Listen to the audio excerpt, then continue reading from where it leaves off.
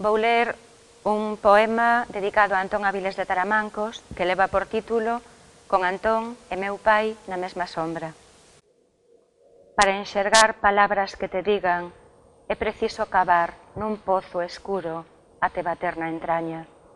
Nela boias ca sombra do meu pai, extraviado o seu maio no teu marzo, clausurados nun tempo que me exclui e desandas en fin os calendarios.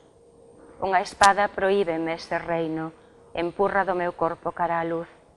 A dun anxo piadoso, afiando no gume a voz do sangue, pulando da paixón, a lei de vida, a que te soerguía contra a besta e te renace en erva, asa de xílgaro libertado en abril de visgo e lama, resío da mañá, rumor de orballo, lume e raíz, Antón, onde aínda moras, onde apacentan años os osos do meu pai, no esternón do tempo florecido.